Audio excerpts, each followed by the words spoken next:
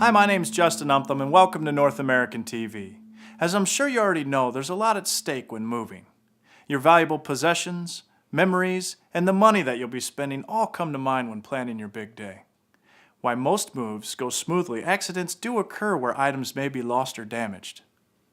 While the moving company is liable for those lost or damaged goods, there are different levels of liability related to your mover. You choose the level of liability by selecting a valuation coverage. In this video, we will outline different valuation options as well as some action items that may limit your mover's liability. So what are your options when it comes to valuation and limiting your mover's liability? Well, you have two. The first option, known as full value protection.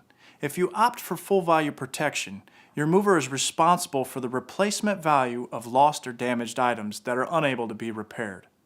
This means that if any item is lost or damaged during the moving process, your mover will offer to do one of the following for each item.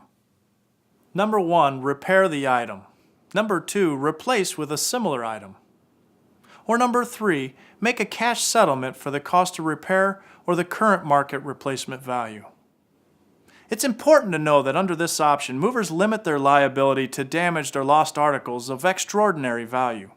Unless you notify the mover in writing on the shipping documents of each high-value item, an article of extraordinary value is one that exceeds $100 per pound. If you want to go with a less comprehensive liability coverage, you can choose the second option, known as released value. Although this coverage is offered at no expense, its protection is minimal. Under this option, the mover is only liable for no more than 60 cents per pound per article. Therefore, you are only compensated based on the weight of your item and not its value. It's crucial to note that if you do not waive full value coverage, federal regulations require the mover to provide full value protection, and you will be billed for the amount of that coverage. So now that you know about your two coverage options, it's time to discuss some actions that may help limit your mover's liability.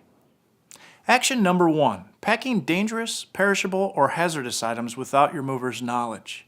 Packing items that fall under these categories are ultimately your responsibility and are not covered under any type of valuation coverage. Be sure to check with your moving company if you're not clear what constitutes a dangerous, perishable, or hazardous item.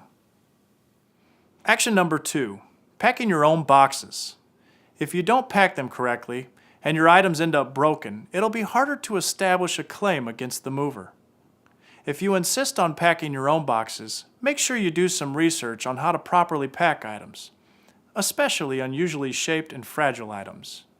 You should also purchase new boxes appropriate for the items to be packed, and note any damaged boxes on the delivery documents in order to establish the mover's liability. Action number 3. Choosing released value coverage when your items are worth more than 60 cents per pound per article. Although damages are usually rare, it's better to be safe than sorry when it comes to moving your items. When you know your valuables are worth more than 60 cents per pound, save yourself the hassle and go with full value protection. And lastly, action item number 4, not notifying your mover in writing about articles of extraordinary value. Without notifying your mover, they will have limited responsibility when it comes to covering these particular items. If you want to be sure to receive the proper coverage, tell them in writing. Now that you know what to avoid when it comes to liability coverage and the two options that are available to you, you can make smarter decisions when it comes to protecting your possessions throughout your move. Thanks for watching. With North American TV, I'm Justin Umtham, wishing you a safe and easy move.